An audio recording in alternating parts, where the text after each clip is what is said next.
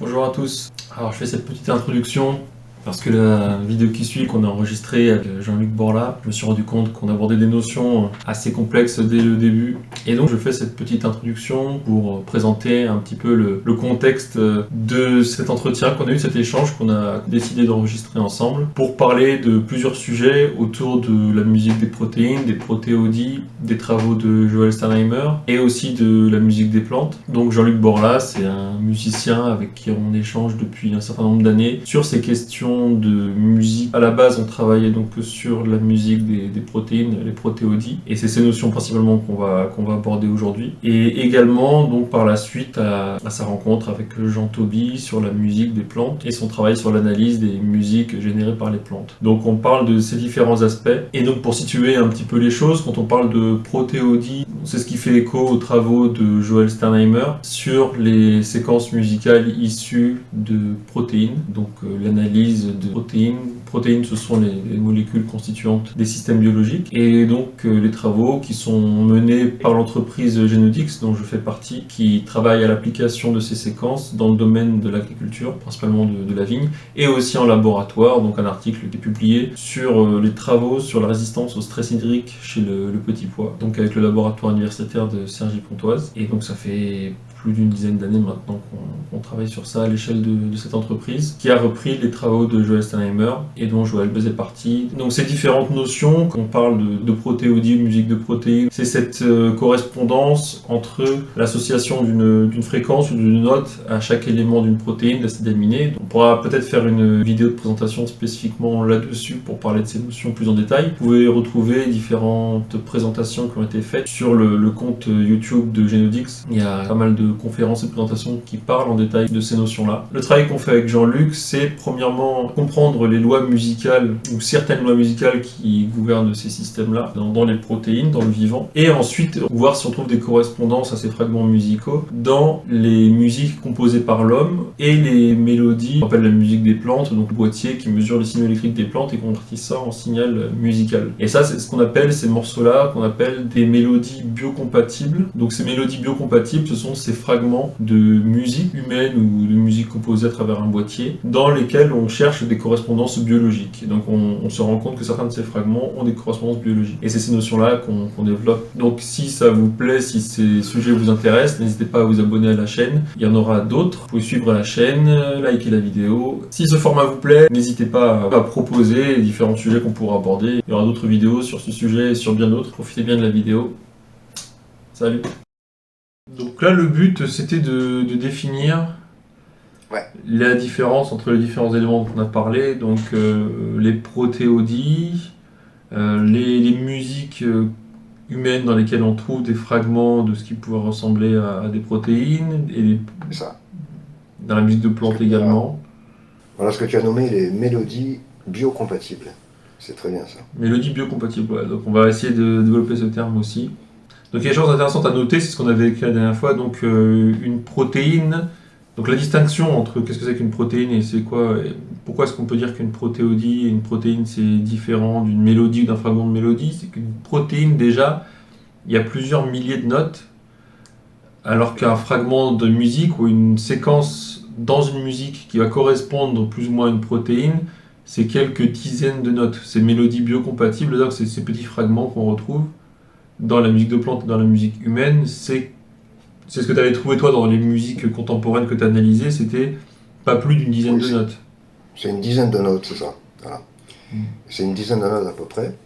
Et la deuxième chose aussi qu'on avait dit, c'est que une protéodie a une action biologique sur un organisme, enfin sur une protéine plutôt, tandis que un extrait de mélodie, une mélodie biocompatible, délivre une information, simplement une information. C'est-à-dire que la protéodie, on pourrait comparer ça à un langage, dont le propos est une action biologique vérifiée, notamment par vous, plein de fois. Une mélodie biocompatible, c'est un langage dont le propos est une information biologique, contextuelle, potentielle. Voilà. Tu disais que la protéodie peut réguler des protéines. Par contre, un extrait de protéodie a une régulation potentielle, non vérifiée à ce jour. Alors c'est ça, oui, c'est qu'il y a une différence à ce niveau-là aussi. On a parlé de ça, on avait dit qu'une protéodie, elle était donc déjà elle était créée par quelqu'un, donc c'était une Aussi. interprétation, donc on prenait une protéine qui était analysée, qui était décortiquée, et puis qui était décodée, donc c'était quelque chose des morceaux Voilà, qui étaient choisis dans un objectif particulier, avec une portée d'action, comme tu l'as très bien dit. Et exactement. cette action-là, donc il y a tout cet ensemble de choses et cette portée d'action qui, effectivement, a été vérifiée sur le terrain.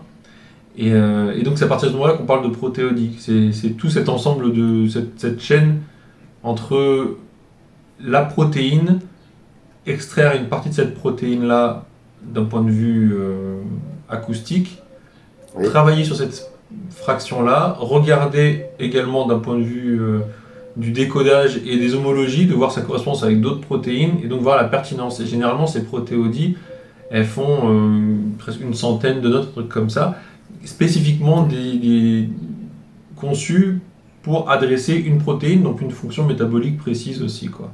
c'est ça. Et je- Alors que les musiques humaines ou musiques de plantes dans lesquelles on retrouve ces mélodies biocompatibles, on a eu quelques retours. Alors, il y a des expériences qui ont été faites sur les musiques de Mozart, sur les animaux, sur différents types de musique classique, surtout la musique classique où on retrouve beaucoup de ces fragments de mélodies biocompatibles sur des fermentations, sur le fromage, je crois que c'est ça en Suisse, sur la vigne aussi, ça a été fait. Et donc, on peut dire qu'il y a des effets qui sont observés, mais généralement des effets qui sont plus, ce qu'on avait dit, dilués, qui sont pas aussi ciblés et qui sont peut-être, comme tu dis, peut-être une information potentielle dans le sens où il y a quelques morceaux d'information qui vont avoir peut-être un sens biologique, une interaction, mais c'est pas du tout quelque chose d'aussi effectif. C'est pas une action aussi directe. C'est pas, il n'y a pas la volonté d'un individu derrière de provoquer cette action-là. Et je pense que ça change Mhm. beaucoup de choses. C'est ce que tu as dit et je trouve ça très pertinent de le mettre dans ces termes-là. Il n'y a pas Oui, une oui. action d'une personne, d'une volonté ou d'une conscience pour une fin précise. C'est pas un acte, quoi. Oui, oui, bien sûr. Et c'est là justement où une introduction à la suite, c'est-à-dire que les mélodies biocompatibles, comme tu me dis, on n'a pas une action, c'est pas quelque chose de préparé par quelqu'un, voulu. Mais, si je peux dire à l'inverse, si on les met en relation avec un contexte de création, le compositeur qui crée une mélodie, ou l'auditeur qui écoute une mélodie, euh, s'il n'y a pas une volonté précise de faire une protéodie, on peut remarquer par des exemples justement qu'on va regrouper dans une base de données là, euh, on peut trouver des relations entre les fonctions biologiques et le contexte. Voilà, c'est tout le propos, c'est tout notre propos. Toujours c'est potentiel, c'est au conditionnel, hein, bien sûr, mais il y a quand même pas mal d'exemples qu'on déroulera par la suite qui peuvent aller dans ce sens. Une chose aussi, une remarque aussi, c'est que cette recherche a été initiée par Joël Cernmer, bien sûr, bon, celui qui a mis à jour les protéodies, mais il avait, moi ça m'avait fortement touché ces histoires. Euh, Lui-même parlait d'extraits de protéodies dans la musique. Par exemple, son célèbre Roll Over Beethoven de Chuck Berry, dans laquelle il avait trouvé un extrait de protéodie qui était lié aux réparations, qui ciblait une protéine qui était impliquée dans la réparation de l'ADN suite aux dommages radioactifs. Et lui faisait une relation entre les dommages radioactifs et la bombe atomique. C'est-à-dire qu'à l'époque où Chuck Berry a fait ce morceau, les USA et l'URSS étaient en guerre froide et beaucoup de gens avaient peur de la bombe atomique. Bon, c'est simplement toujours au conditionnel, hein. Voilà. Alors, j'ai lu d'autres exemples aussi de Joel Sternmer, hein. Et moi, ça m'a donné énormément envie de continuer sur les voies de ce grand chercheur. Voilà. En essayant d'être le plus objectif possible, sans partir sur plein de choses, enfin, pas vérifiées. Mais il n'empêche que je pense que à force de rassembler des exemples relativement pertinents, on pourra aller dans ce sens. Voilà.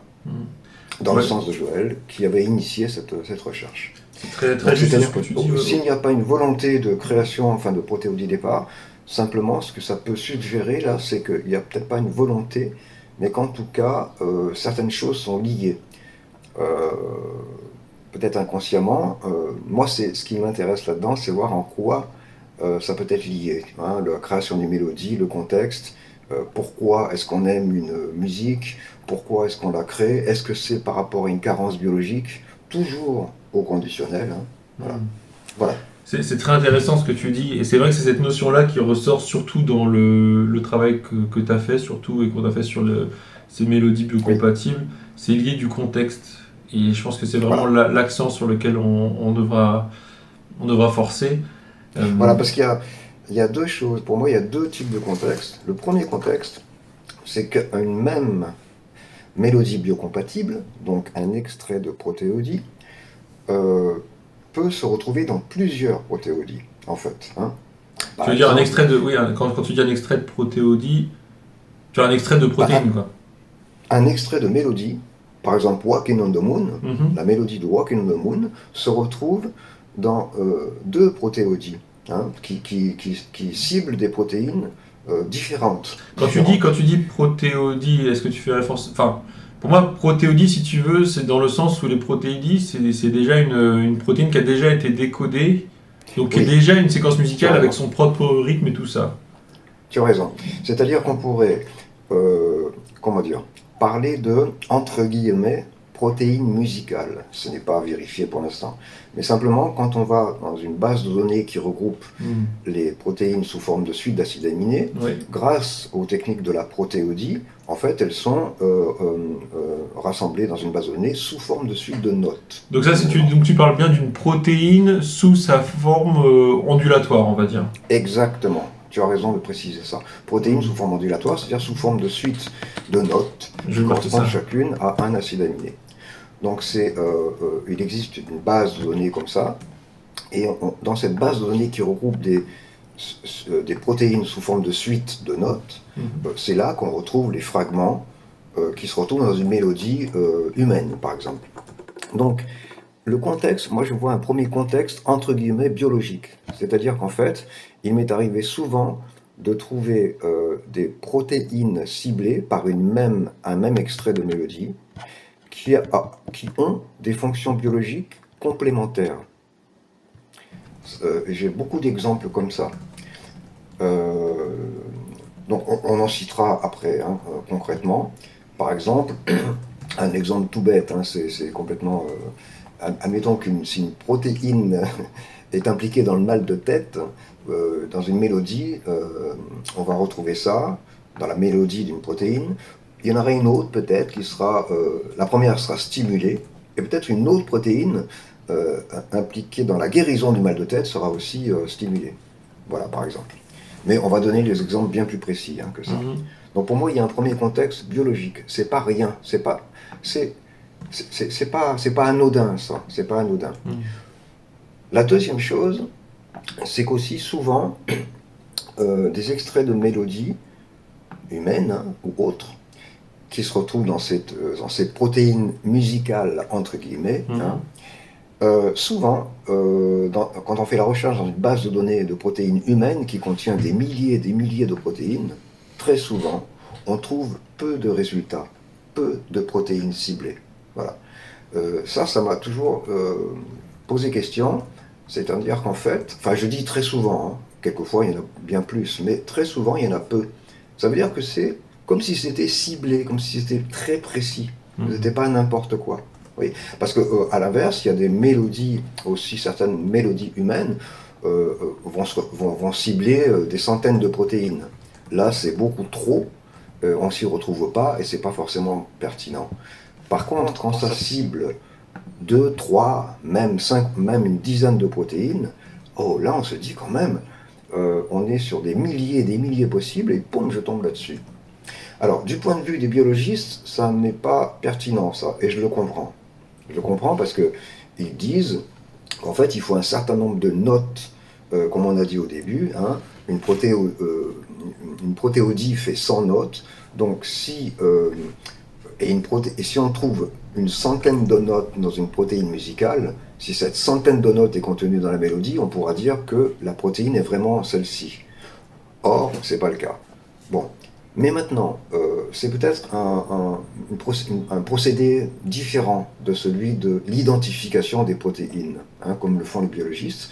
Peut-être que là, le fait qu'il y ait peu de résultats, c'est justement la pertinence. Mais ça, c'est toujours au conditionnel et c'est à développer. C'est toujours en cours de recherche. Sur ce point-là, sur ce point-là, je voudrais ajouter quand même, ouais.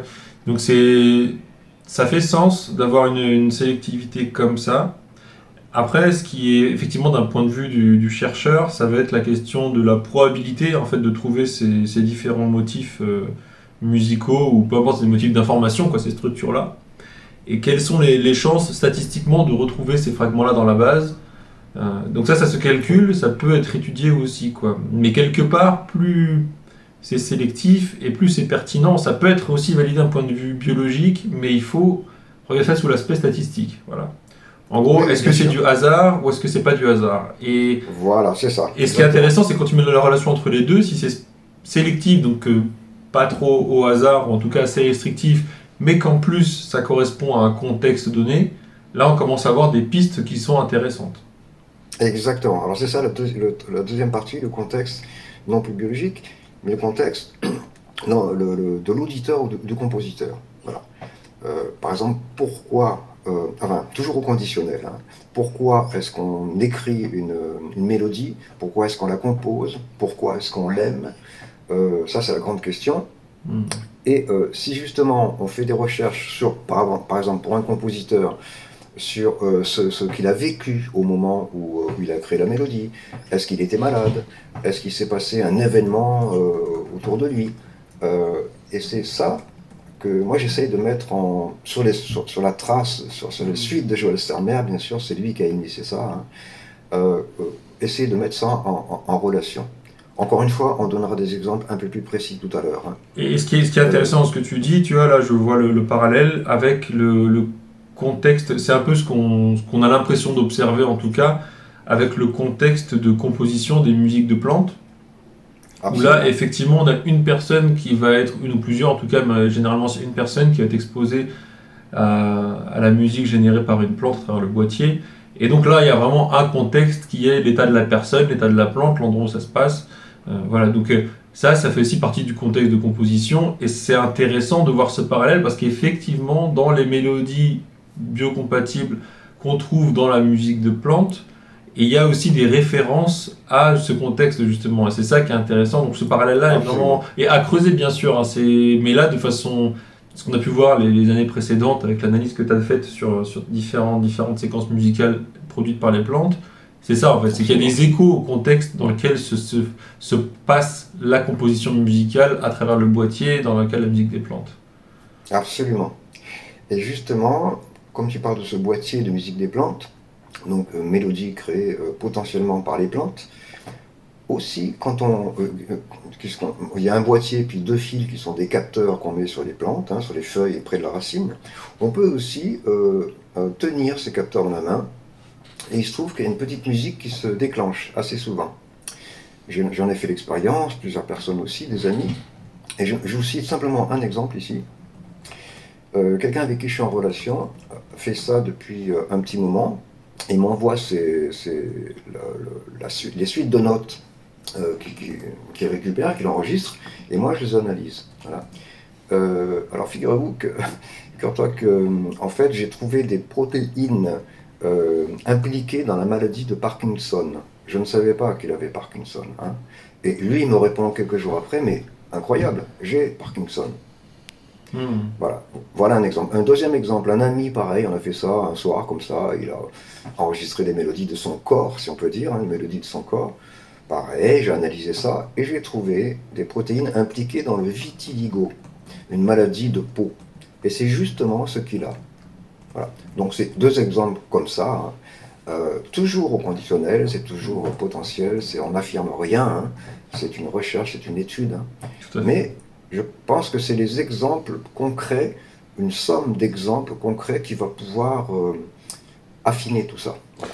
Oui, et puis qui ouvre un peu cette porte, parce qu'effectivement derrière, là on travaille un peu à notre échelle, en essayant d'extraire des situations, des exemples comme tu le montres très bien, qui sont vraiment très très intéressants, et on voit très très rapidement le potentiel derrière, du moins en termes même de diagnostic Voilà. ou quoi. Enfin, c'est intéressant de voir que le boîtier, qui en fait mesure donc le comportement électrique de l'organisme, donc d'une plante ou d'un être humain, ça fonctionne de la même Absolument. façon. Donc, effectivement, il y a une corrélation avec le contexte biologique de la personne à ce moment-là, et, et voir qu'on peut en retrouver des informations sur des protéines qui pourraient avoir un sens dans le contexte donc de santé de la personne, c'est très pertinent.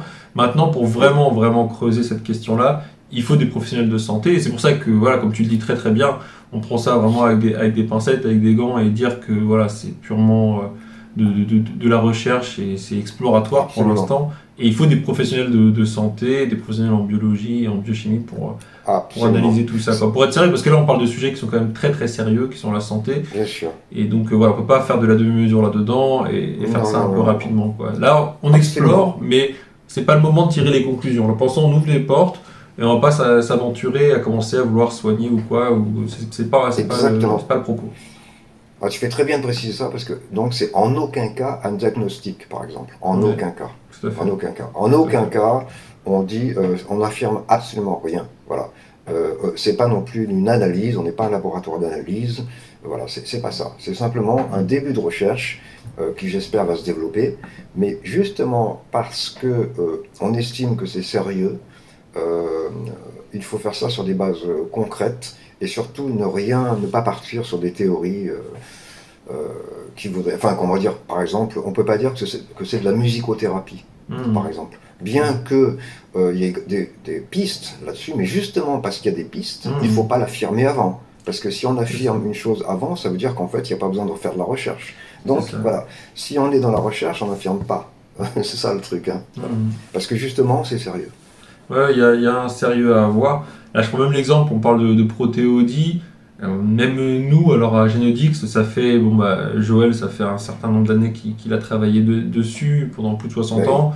Là, nous, on a travaillé dessus aussi euh, pendant 30 ans. Moi, ça fait plus d'une dizaine d'années. On ne sait pas, voilà. même nous-mêmes, on ne sait pas ce que c'est qu'une protéodie. Exactement. Bah, Donc, ça, bravo, bravo donc, Victor, parce que non mais c'est franchement, vrai, donc quelqu'un qui va aujourd'hui annoncer, on sait ce que c'est qu'une protéodie, c'est compliqué. Moi, j'en parle dans le sens où, effectivement, voilà les étapes qui nous amènent à voir ça, mais la façon dont on choisit la protéodie, le fragment de la protéine, la façon dont on fait le décodage, tout ça, il y a beaucoup de paramètres qu'on fait.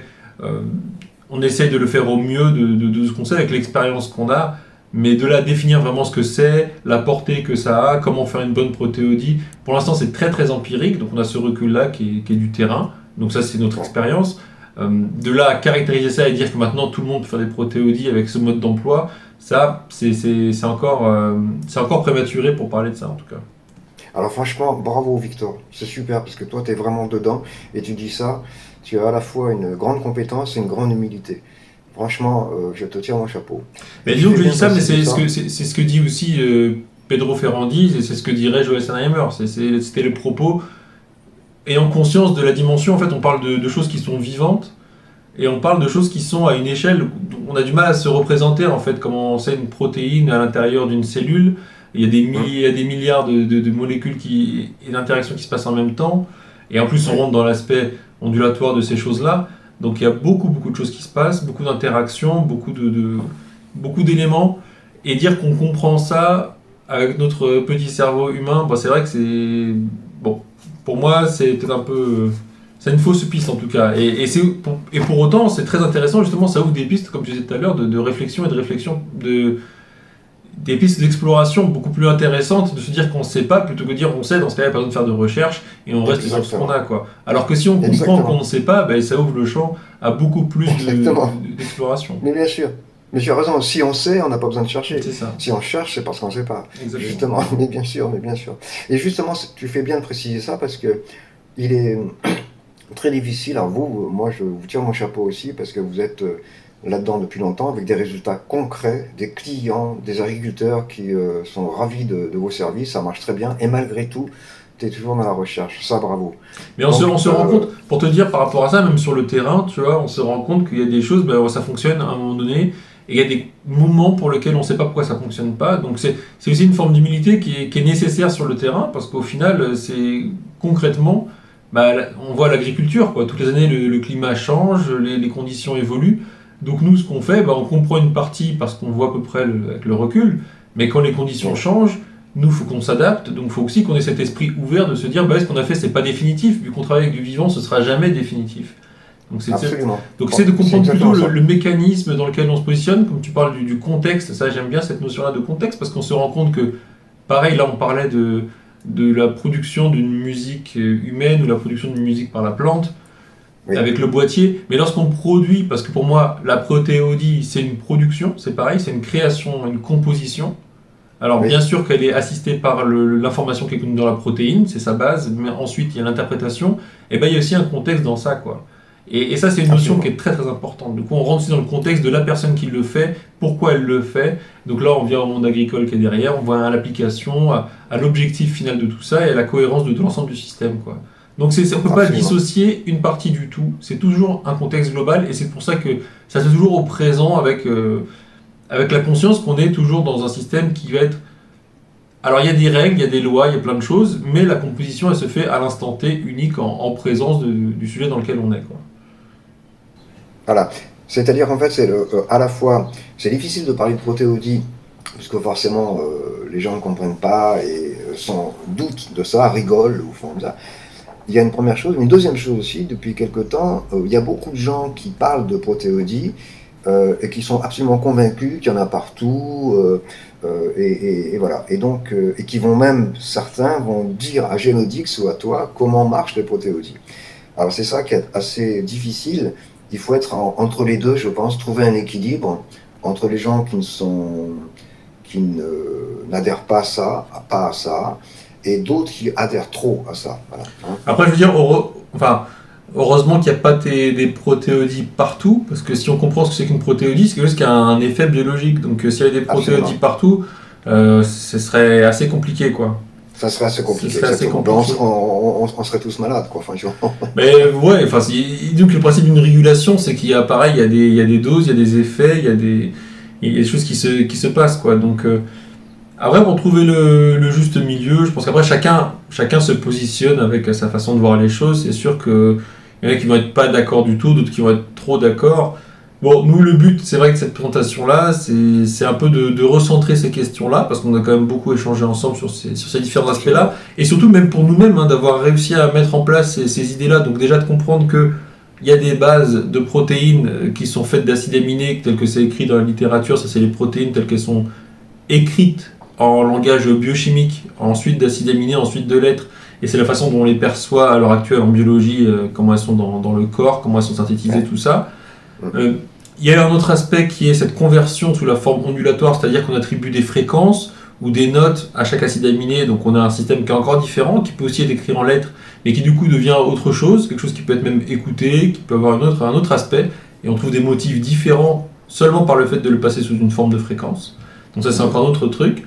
Et là-dedans, on extrait des fragments, des morceaux, différentes parties qu'on va étudier, qu'on va regarder, et à partir de ces fragments-là, on va en faire ce que nous on appelle des protéodies, donc comme j'ai dit tout à l'heure, dans un certain contexte, avec certains objectifs, et on va en déduire ce que c'est qu'une protéodie à partir de ce moment-là, quoi. Donc il y a vraiment... Et ensuite, est-ce qu'on a réussi à déterminer, toi et moi, l'idée de mélodie biocompatible, donc comment est-ce qu'on va nommer ces fragments musicaux, ces fragments d'information, ces mélodies, qui sont de quelques notes, dans certains morceaux de musique humaine ou de musique de plante ou différentes choses, ça peut être n'importe quoi. Tu avais fait un travail au tout début sur la voix humaine, la façon dont la personne parle, et on arrive à retrouver des notes, des différentes harmonies dedans, et même, tu m'as montré un truc super intéressant, c'est que quand on convertit, par exemple, un logiciel en ligne qui permet de convertir n'importe quel fichier audio en fichier MIDI, donc c'est-à-dire en notes précises, et non pas juste en ensemble de fréquences, et on arrive avec des notes comme si on jouait au piano, de retrouver la voix humaine et même des mots et des phrases qu'on comprend, comme si on pouvait jouer au piano. Alors il faudrait jouer avec 1 milliard de mains, beaucoup très très rapidement. Absolument. Mais de retrouver, de faire des mots, des phrases et tout ça, quoi. Donc c'est super intéressant. C'est exactement ça. Tu vois, ce qui est fou, c'est que en fait, c'est ça. En fait, quand on parle dans une langue, n'importe quelle langue, on produit une mélodie en fait. Donc moi, je me suis amusé à relever des mélodies de la parole comme ça. Alors, c'est intéressant parce que déjà, ça fait une mélodie qu'on peut harmoniser, on peut mettre des accords, c'est une vraie mélodie. Mais surtout, ce qui est assez fou, c'est que ça participe au timbre de la voix. Par les notes qui sont là synthétiques, hein, qu'on relève et qu'on joue sur un synthétiseur, hein, c'est donc synthétique. Eh bien, uniquement par les notes, on arrive à percevoir le timbre de la voix. Ça, c'est quelque chose de fou. Voilà. Et donc, j'ai cherché aussi des extraits de protéodie dans ces mélodies de voix, et j'en ai trouvé certaines aussi, justement. Voilà. Donc c'est vraiment ça qui est intéressant, c'est que quand on parle de mélodies biocompatibles, ça peut être n'importe quelle forme, en fait, n'importe quelle structure d'information, parce que moi je pense aux travaux de Joël sur les couleurs également, et on avait déjà un peu parlé de ça aussi, c'est que même dans les suites de couleurs, dans les arrangements chromatiques, on peut traduire une protéine aussi en forme de couleur, parce que c'est des fréquences, ça reste des fréquences pareilles. Absolument. Donc de la même façon, on peut faire ça aussi. Ouais, donc voilà, donc à travers toutes sortes de choses, donc je parlais des couleurs, on peut trouver aussi des motifs qui sont similaires à ce qu'on pourrait trouver dans des protéines sous forme ondulatoire aussi. Absolument. Donc dans tout ce qui existe, tout ce qui vibre, tout ça, on a ces motifs-là, mais pas forcément. Voilà, on va plus trouver des mélodies biocompatibles, donc des fragments qui vont être un peu ressemblants à certains aspects, qui peuvent envoyer une information. Par contre, j'ai pas l'impression qu'on trouve souvent des protéodies en tant que telles, c'est-à-dire des morceaux entiers assez importants de protéines sous forme ondulatoire qui vont avoir un effet significatif. Et heureusement, sinon on serait saturé d'informations qui seraient un peu trop costauds et pas compatibles avec nous et notre vie, justement, quoi. Oui. Disons que voilà, ce que tu dis, c'est exactement ça. Je reviens au nombre de notes possibles. Donc, une protéodie fabriquée, construite, c'est une centaine de notes. Il n'est pas évident de trouver une mélodie d'une centaine de notes. Tout à fait. C'est évident, ça. Tout à fait. Par contre, ce qui est intéressant, c'est que dans la mélodie des plantes, par exemple, souvent, moi j'ai analysé beaucoup de sessions de musique des plantes qui duraient 30 minutes, par exemple. Donc, ce qui est intéressant, c'est que sur une trentaine de minutes, on va, j'allais dire souvent, non pas souvent, quelquefois, retrouver une même protéine ciblée par différents extraits de ces 30 minutes-là. Ouais, par exemple, une protéine A va être ciblée par un premier extrait, un deuxième extrait, un troisième extrait, etc., sur ces 30 minutes. Donc ça, ce qui est intéressant là, c'est que là, on retrouve finalement une protéine ciblée par différents extraits. Ça veut dire que cette protéine contient ces différents extraits. Et là, la somme des notes des acides aminés devient plus importante. Voilà. Seulement, ça ne dépasse pas, malgré tout, une quinzaine de notes. Même là, enfin, ce que j'ai pu analyser. Hein. Donc, on est loin des 100. Voilà. Mais ça renforce un peu l'information, si on peut dire. Donc, c'est très très intéressant. C'est-à-dire qu'il y a bien une information. En tout cas, ça donne vraiment à penser qu'il y a un signal quand même qui est émis. Et en fait, ce qu'on voit en biologie aussi, pour reconnaître des patterns, des motifs dans les protéines, dans d'autres séquences, c'est la répétition de plusieurs motifs spécifiques. Même s'ils sont petits, mais si on a plusieurs, 4, 5, 6, 10 comme ça, exactement. Là on arrive à caractériser, parce qu'on sait que cette succession de petits fragments, elle est spécifique à une grande structure, donc à la protéine en particulier. Donc si on arrive à ça, et c'est un travail que tu es en train de faire également, c'est de retrouver ces petits fragments-là et voir si on arrive à caractériser vraiment spécifiquement d'un point de vue scientifique et biologique une protéine en particulier. Absolument. À travers ça. Là, on commence à aller vers quelque chose d'intéressant. Si on arrive à ce stade-là avec différents outils, donc que ce soit le device pour la musique des plantes ou capter la musique comme ça, là, ce serait une porte ouverte, une perspective vers du diagnostic, chose comme ça, si on arrive à être à ce point précis. Mais enfin, c'est dans le futur, mais en tout cas, c'est une belle perspective, je pense. Absolument. Alors, un autre point qu'on fait ensemble aussi, hein, Victor. Donc, sur la base des suites de notes de Joël Sternmer et d'autres suites de notes à un autre diapason. Joël Sternmer, c'était au diapason 440. Il y a Marc-Henri a proposé des notes par rapport au diapason 429-62. Et toi aussi, tu as d'autres types de notes. Donc voilà, ce qu'il y a, c'est qu'en fait, on tire de ça. Moi, j'ai pu tirer de ça des gammes. Une suite de notes, hein, c'est pas une gamme. Une suite de notes de 10 notes, par exemple, on peut en tirer des gammes de 7 notes, par exemple, et qui réfèrent à des tonalités. Ce sont des langues musicales. Les tonalités, c'est comme une langue musicale. Par exemple, on dit qu'on parle en anglais, on joue en do majeur, on parle en français, on joue en ré mineur. C'est pour faire une correspondance entre les deux. Donc, au final, Tout ça, ça permet de faire des recherches, des études bien précises, musicales, hein, je veux dire. Mais ce qui est intéressant aussi, c'est que on peut tout à fait avoir des gammes bien précises, regrouper ces suites de notes en gamme. Et moi, j'ai trouvé un système qu'on peut appliquer sur une guitare ou sur un piano, ou n'importe quel instrument. C'est-à-dire qu'en fait, par rapport à une note qu'on appelle tonique, une note centrale, il va y avoir des gammes qu'on peut jouer autour et qui auront un sens musical tout à fait pertinent. Ce que je veux dire concrètement, c'est qu'on peut jouer des gammes, sur des gammes bien précises. On sera dans le registre des protéodies, des gammes des protéodies précises. À l'inverse de tout ce qu'on a dit tout à l'heure, moi ce que je fais, c'est que j'analyse des mélodies qui ont comment dire, des mélodies écoutées par les gens, hein, qui sont, ou des mélodies créées par des compositeurs, mais pas forcément dans le registre des protéodies, justement, dans les gammes des protéodies. Là, ça serait un travail inverse, c'est-à-dire qu'en fait, consciemment, on jouerait dans les gammes des protéodies. Hein. Alors, par exemple, pour un musicien, ça permet de faire des exercices sur ses gammes pentatoniques, sur sa guitare. Bon, c'est toujours un peu embêtant, ça, des fois on s'embête un peu. Mais là, l'intérêt, c'est que peut-être, on peut, sur un exercice de gamme pentatonique, d'une part, on aura beaucoup plus de notes, beaucoup plus qu'une dizaine de notes, en fait, possibles. Hein.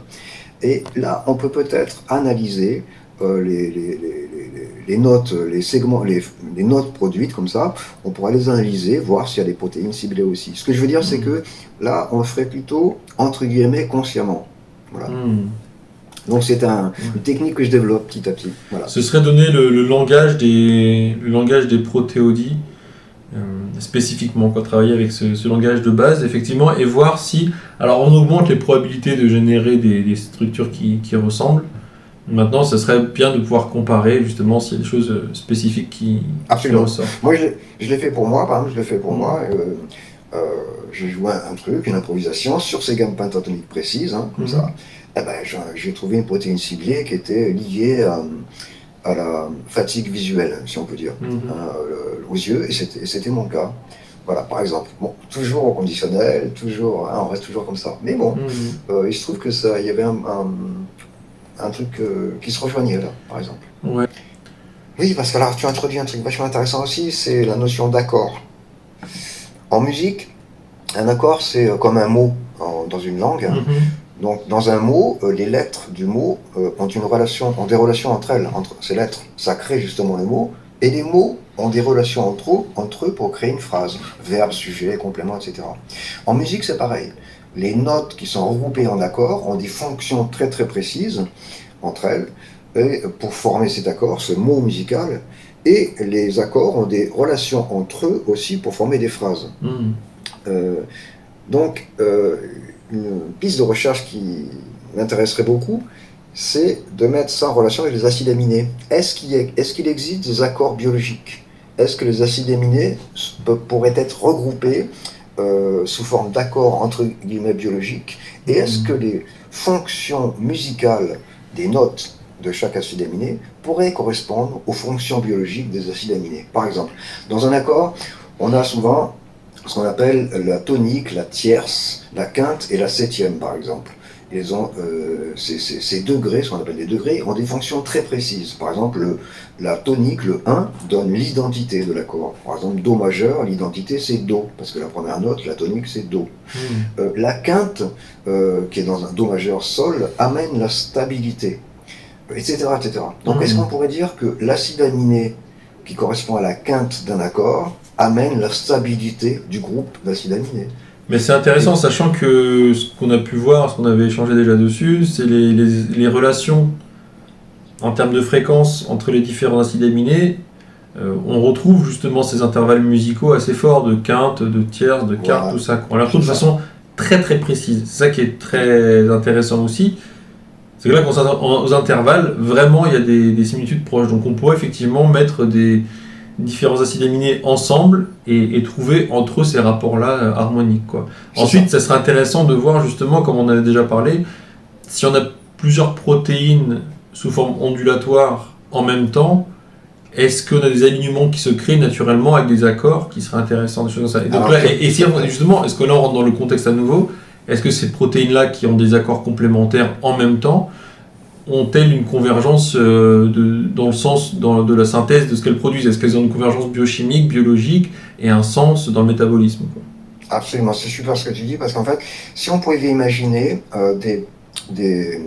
comment dire, je peux appeler ça des protéodies naturelles, je sais pas comment dire, qui se passent dans notre corps, dans n'importe quel organisme, on pourrait imaginer qu'il y ait une forme horizontale, la mélodie qui se déroule d'une seule protéodie, par exemple, mais on peut imaginer qu'il y ait plusieurs protéodies en même temps. Et donc là, on a un aspect vertical. Et c'est vraisemblablement plus le cas, puisqu'il y a forcément plusieurs protéines, enfin, il y a un milliard qui sont synthétisées en même temps dans l'organisme. Voilà, ce serait plutôt ça. Donc ça veut dire qu'en fait, il y a des tas de mélodies qui sont superposées, les unes sur les autres. Et si on arrête un instant T, on fait un trait comme ça vertical, on regarde ce que sont les notes, et ces notes forment un accord. Ça, c'est forcé aussi. Donc, des accords horizontaux, mais des accords verticaux aussi. Voilà. Et ça, c'est l'harmonie musicale. C'est ce qu'on étudie dans les écoles d'harmonie, en fait. Donc, quand un orchestre joue, il y a la mélodie horizontale, mais aussi des accords produits à un instant T par tous les instruments. Et est-ce que ça serait pas la même chose?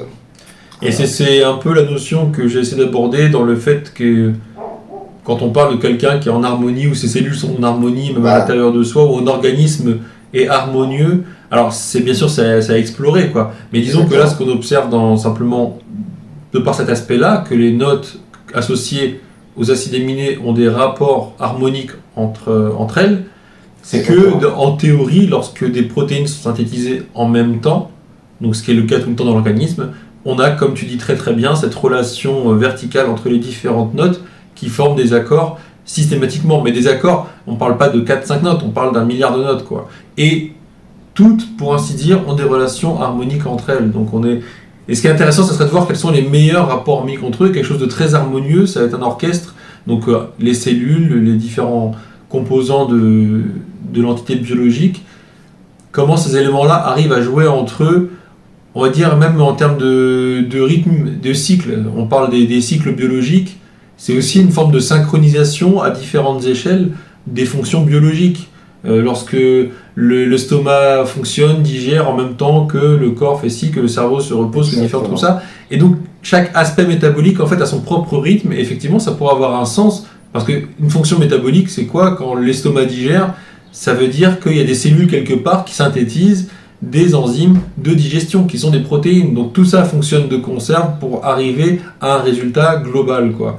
Et c'est là qu'on pourrait penser à une sorte d'harmonie à l'échelle de la cellule, mais également de l'organe, et en fait de l'organisme tout entier, quoi. Donc il y a tous ces aspects-là qui s'imbriquent comme ça, une sorte d'orchestre fractal exponentiel, quoi. Ça serait... Exactement. Et c'est très important ce que tu dis là, parce qu'on faudrait imaginer la même chose. Imaginons qu'il y ait 10 orchestres qui jouent en même temps. Je vous dis pas, ça sera difficile, hein. Ça sera difficile de faire un truc harmonieux, hein, franchement.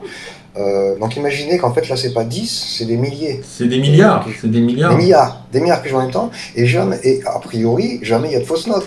Mais après, ce qu'il faut se rendre compte, parce que là on parle de ça d'un point de vue théorique en termes de fréquence, ce qu'il faut bien prendre conscience, c'est que d'un point de vue biochimique, c'est ce qui se passe. Fondamentalement, un organisme biologique, c'est des milliards d'opérations, de petites choses qui se passent par-ci par-là, toutes coordonnées d'une manière ou d'une autre, qui arrivent à une fonction globale qui est la maintenance de l'être vivant en question.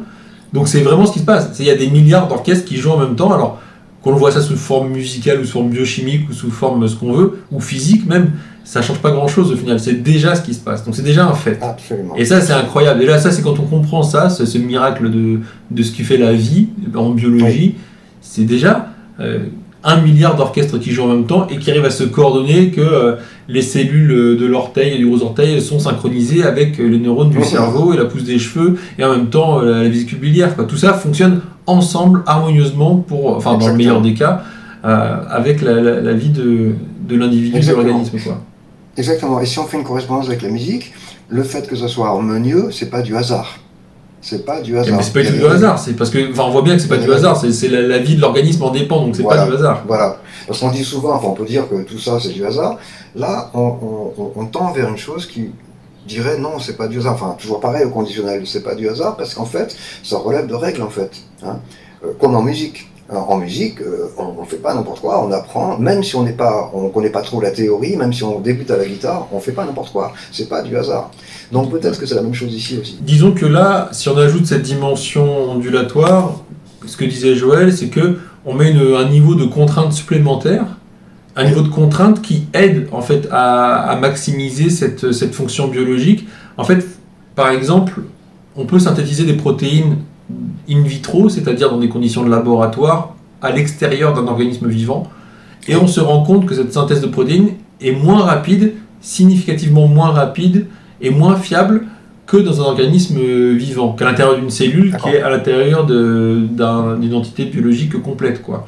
Et donc voilà, et donc pour l'instant on n'a pas forcément d'explication complète par rapport à ce phénomène-là.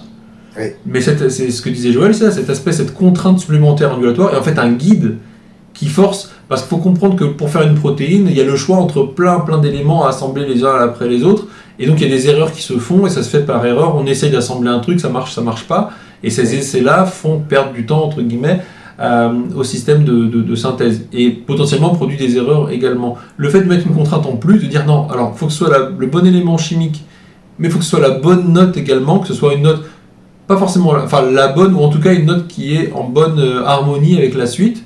Là, on a un niveau de contrainte supplémentaire qui en fait facilite l'assemblage et la création de la protéine. C'est comme dans une mélodie qu'on écoute, on s'attend à ce qu'il y ait une note juste à notre oreille, à la suite, et non pas une note fausse. Et si une note n'est pas dans la gamme de la tonalité qu'il faut, l'oreille sait le reconnaître. Ça, c'est très mathématique en fin de compte au niveau du cerveau, mais ça crée une dissonance parce que c'est pas une note qui est logiquement ici, d'un point de vue fréquentiel, d'un point de vue vibratoire, elle n'a pas vraiment sa place. Absolument.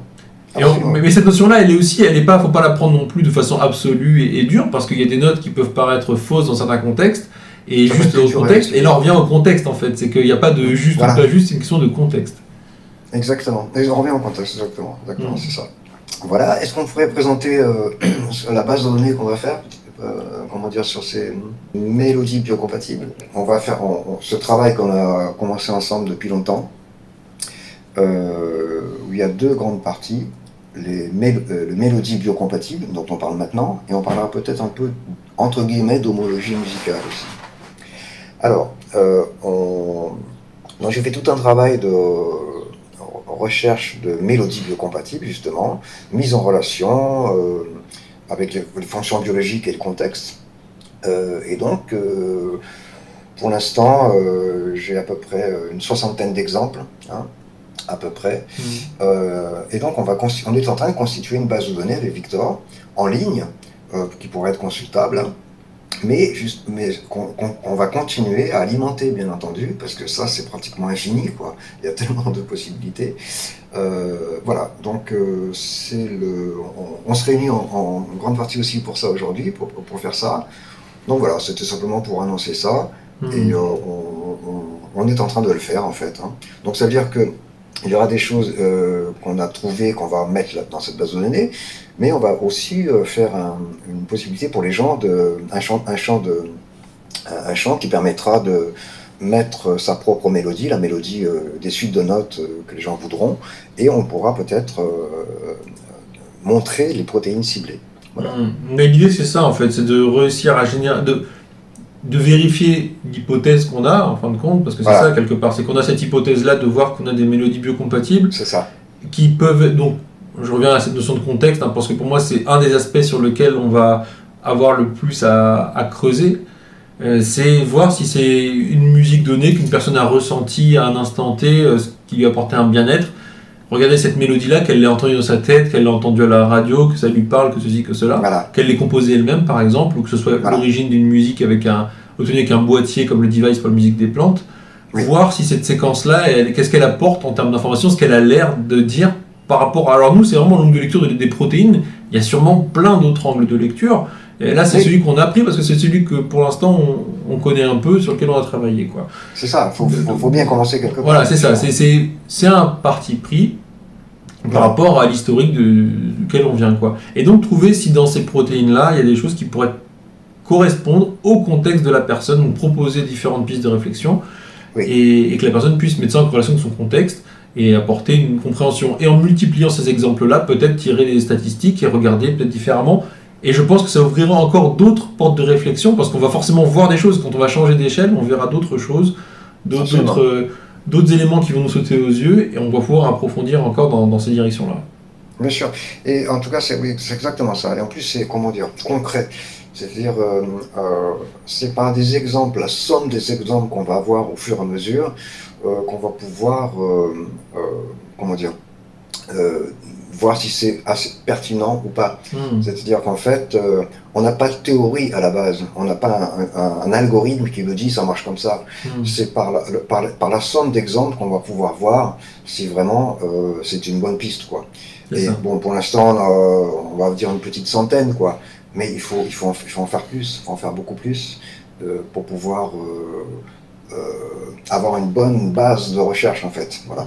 Pour intéresser aussi un début, c'est aussi d'intéresser d'autres biologistes, des scientifiques, Tout à fait. des gens de la médecine, pour que ces gens-là s'intéressent à ça, mais sur des bases sérieuses. Je les comprends. Il faut C'est que ça. ce soit. Oui, parce qu'en fait, si là, on va avoir des noms de protéines qui vont sortir, différentes choses, Voilà. qu'on peut, nous, plus ou moins interpréter à notre échelle. Bon, moi, je suis biologiste, Voilà. mais je suis pas du tout médecin, donc voilà, Exactement. je peux regarder dans la bibliographie, voir ce que ça dit sur le rôle de telle protéine dans Voilà. tel métabolisme, machin, mais bon, et dans telle maladie, mais Ouais. je vais pas être capable de vraiment aller plus loin que ça, avoir Non, des personnes qui s'intéressent à ça, et s'il y a une base de recherche suffisante, là, ça pourrait être vraiment très très pertinent, quoi. Voilà, parce que là, on va inviter des professionnels, une fois que ce sera fait, à venir voir ça. Et justement, qu'ils puissent, eux, interpréter, parce que c'est leur partie, et dire oui, ça non, en fait, etc.